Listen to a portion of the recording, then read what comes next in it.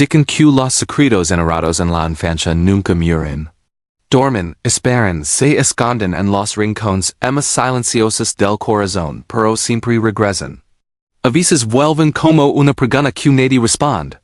Otras como un vacío que no se sabe nombrar. Esta historia comienza así, con un silencio antiguo y pesado, de esos que se hereden sin darse cuenta. Durante ecos en una familia sencilla, hubo un tema prohibido. Nadie lo mencionaba, nadie preguntaba. Sin embargo, todos lo sentían. Algo había ocurrido cuando los niños eran pequeños.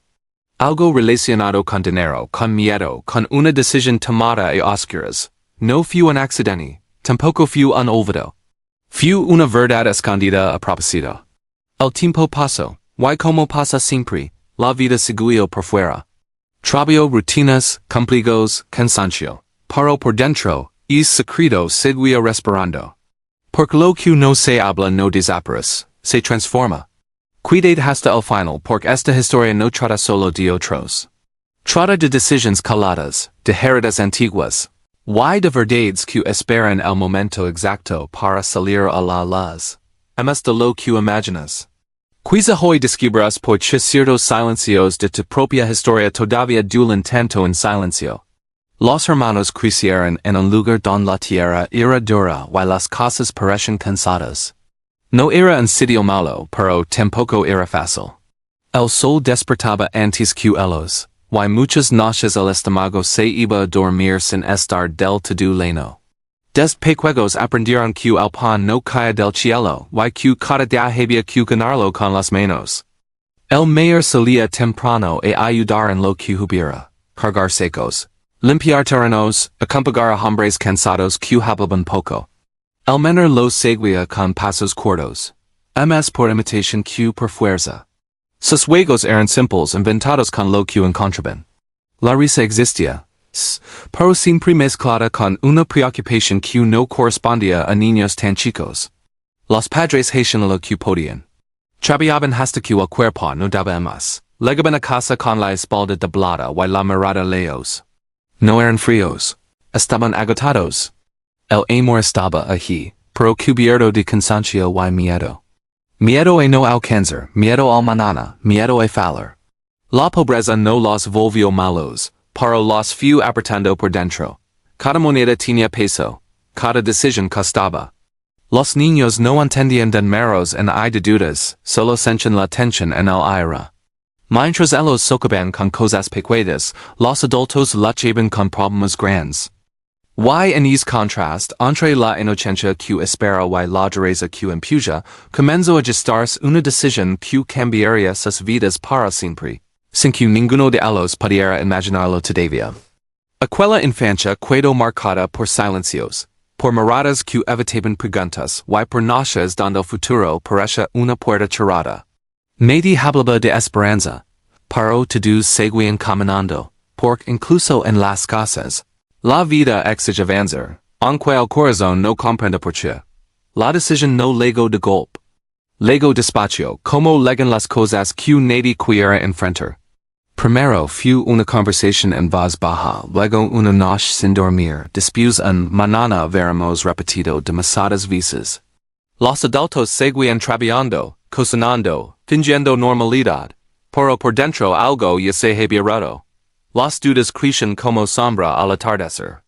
El dinero no alcanzaba y las manos ya no podían dar más. Alguien mencionó una posibilidad impensable, casi como si fuera una broma amarga. Entregar a los niños. No abandonarlos, se decían. Darles una oportunidad.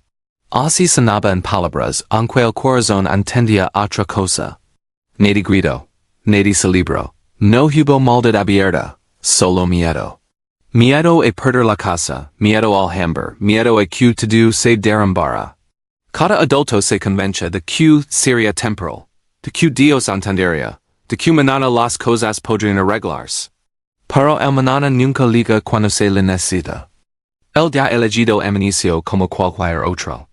Los niños comieron poco, se vistieron sin sospechar nada. Hubo abrazos torpes, miradas que no se sostuvieron demasiado. Las manos que los entregaron temblaban, aunque intentaban parecer firmes. En ese instante, la vida cotidiana se quebró para siempre.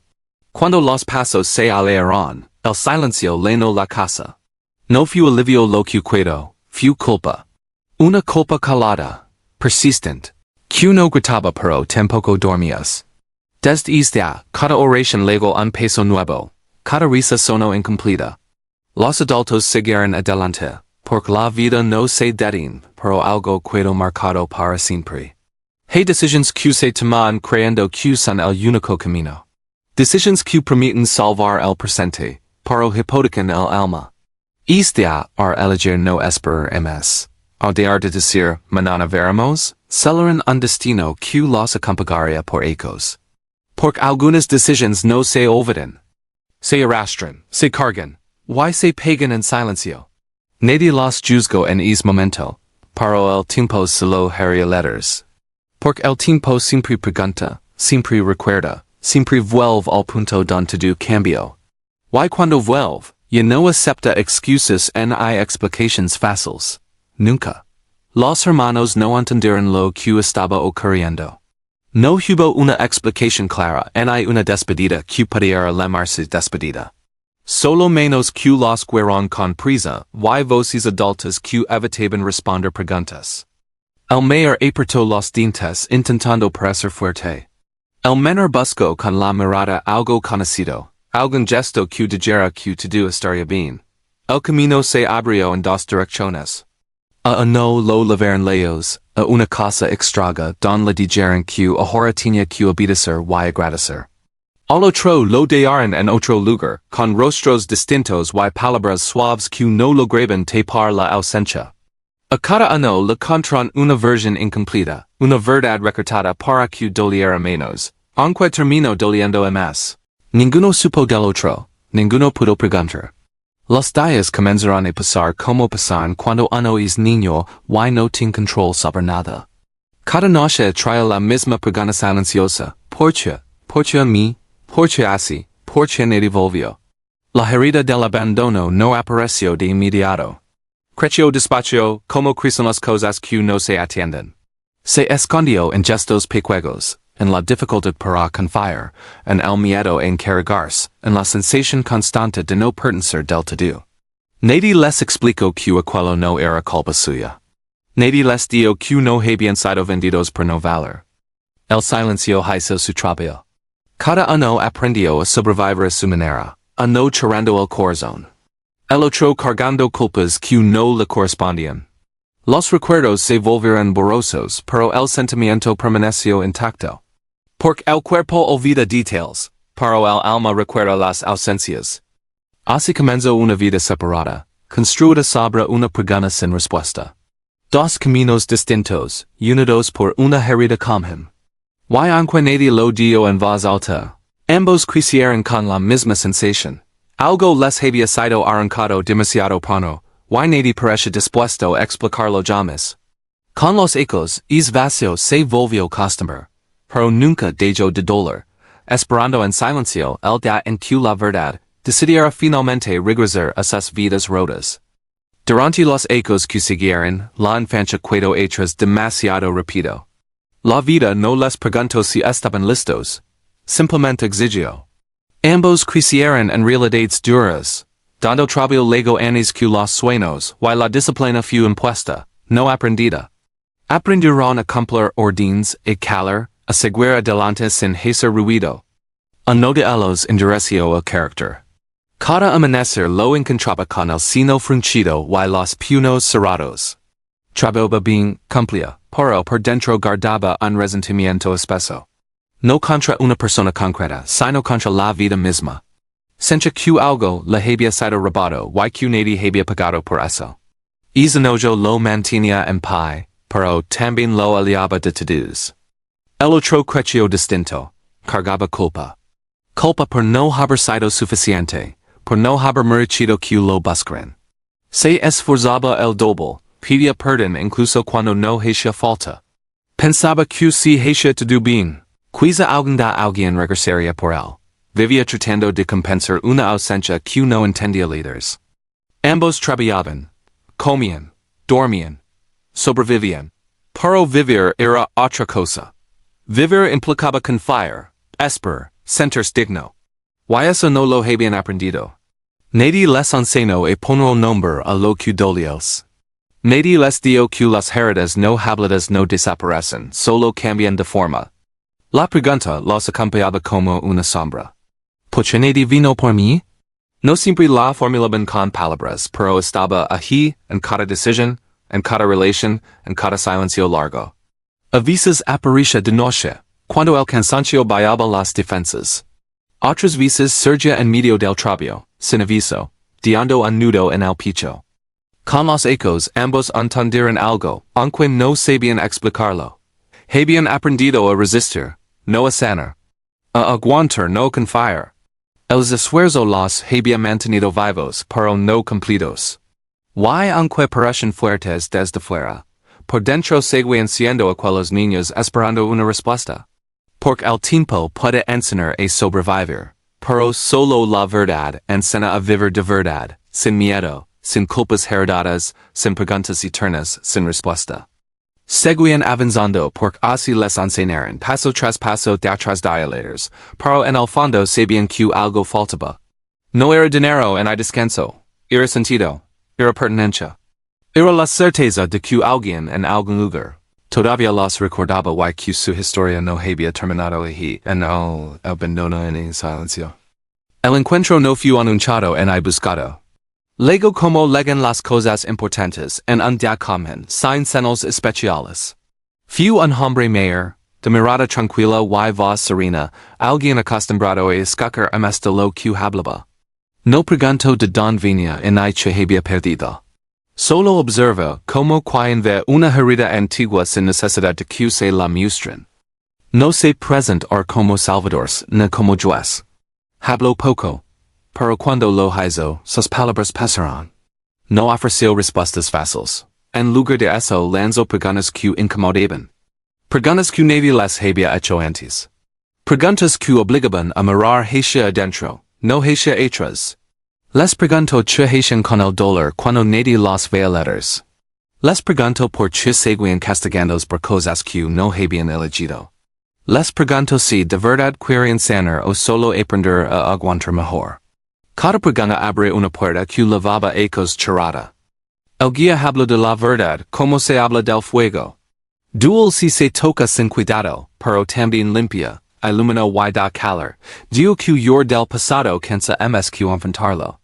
Que Dios no revela te de golpe por crueldad, sino por misericordia. Porque hay verdades que legan cuando el corazón ya puede sostenerlas. No permitió cambios rápidos. Hablo de procesos de paciencia, de valencia diaria. Les hizo entender que la fe no es negar el dolor, sino caminar con él sin mentirse. Que el silencio protege por un tiempo, pero también enferma. Es encuentro no resolvió nada de inmediato. Pero dejó algo sembrado, una inquietud nueva. La idea de que tal vez la historia no estaba completa. Cuiza había legado el tiempo de empezar a buscar la verdad aunque doliera. Era el inicio de un camino interior que exigía courage verdadero. El guía, viendo el peso que cargaban sin decirlo, les contó una historia sencilla. Dio que una vez vio un árbol joven ser arrancado de la tierra antes de tiempo, no estaba seco, y enfermo. Era fuerte y tenía vida, pero fue movido con prisa, sin cuidado, sin respetar sus raíces. El árbol fue plantado en otro lugar. Al principio pareció sobrevivir. Dio hoyas, resistió el sol y la lluvia. Pero con los ecos comenzó a crecer torcido. No por maldad, sino porque sus raíces nunca se acomodaron del todo. Nadie se ocupa de enderezarlo cuando era flexible. El guía explicó que muchos miraban ese árbol y lo juzgaban. Decían que algo estaba mal en él, que no daba buena sombra, que ocupaba espacio. Pero pocos se preguntaban si la había pasado al principio. Nadie quiso ver que el problema no nació en el tronco, sino en el traslado. Luego guardó silencio unos segundos y dio algo más. Entender el origen no borra el dolor del árbol. No es que el viento deje de golpearlo, pero lo explica. Y cuando se entiende, deja de castigarse al árbol por crecer como pudo. Dio que Dios ve las raíces, no solo las ramas. Que hay personas que quisieran torcidas no por elección, sino por heridas tempranas. La fe no consiste en negar la forma del tronco, sino en permitir que, con tiempo y cuidado, pueda fortalecerse. La historia no buscaba excusas, buscaba verdad. Por cuando alguien entiende de dónde viene su torcedura, puede empezar a sanar sin vergüenza. Puede dejar de odiarse por sobrevivir. Puede, por fin, pedir ayuda para crecer recto hacia la luz, aun con cicatrices visibles. El guía concluyó que, reconocer las raíces es el primer paso para cuidar el presente, y no repetir el mismo de mañana. La verdad no apareció como un trueno, sino como una grieta que se abrió de repente. Un documento olvidado, una confesión dicha con voz temblorosa, un nombre que no coincidiales. Bastó poco para que todo comenzara a encajar. Lo que durante ecos fue sospecha se convirtió en certeza. Cuando la verdad salió a la luz, no hubo alivio inmediato, hubo rabia. Una rabia antigua, contenida, que buscó culpables y reclamó tiempo perdido. Hubo lento, de es que no es ruido al principio, pero sacudo el cuerpo entero.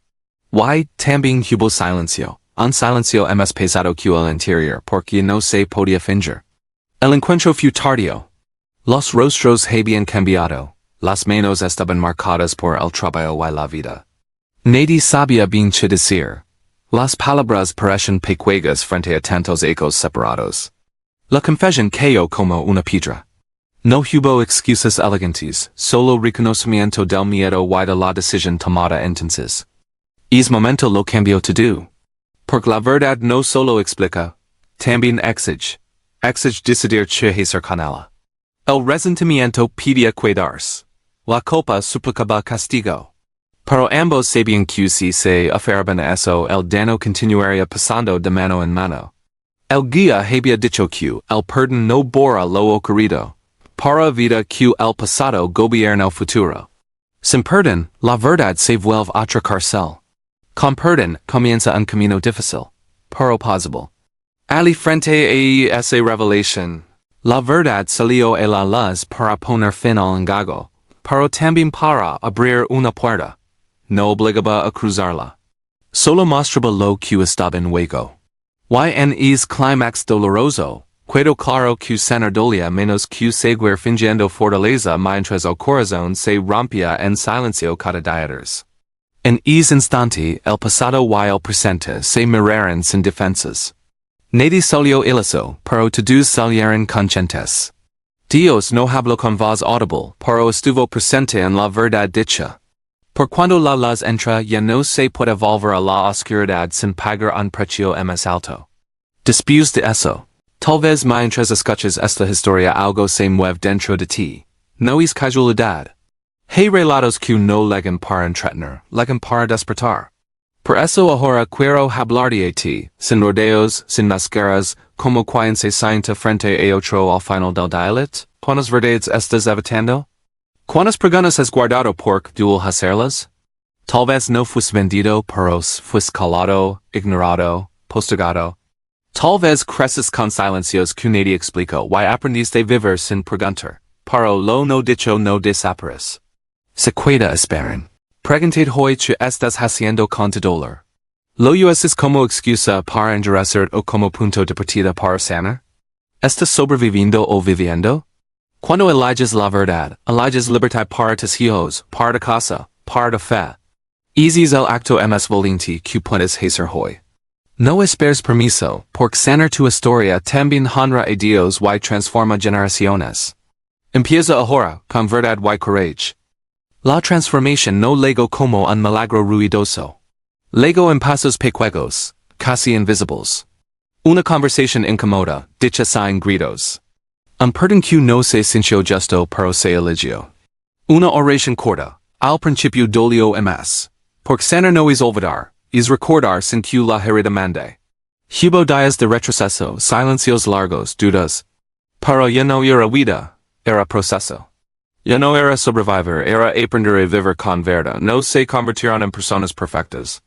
Se convirtieron en personas conscientes. Supieron que el pasado no cambia, pero el significado sí. Y cuando el significado cambia, el futuro se abra. Ese transformación no hizo ruido pero fue real. Como una grieta por donde entra la luz. Como una raíz que, al fin, encuentra tierra firme. No fue magia. Fue decisión diaria. Fue fe caminata.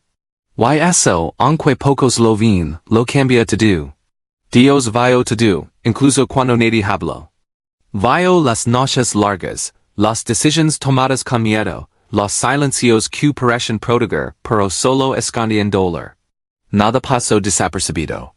Aunque la verdad tardó ecos en salir, nunca estuvo perdida. Esta historia termina, pero la enseñanza continúa. La verdad siempre encuentra camino, aun cuando parece enterrada. Te invito a comentar una frase sencilla pero poderosa. La verdad sana. Escríbela como un compromiso contigo y con Dios. Danos también des chips estás escuchando, porque esta enseñanza cruza fronteras y liga a corazones cansados en todas partes. Comparte este mensaje con alguien que carga un secreto antiguo. Suscribir para seguir caminando juntos en historias que inspiran y corrigen con amor. Recuerda esto al cerrar el video. Dios vio todo. Dios sigue viendo y cuando eliges la verdad, Él camina contigo hacia libertad.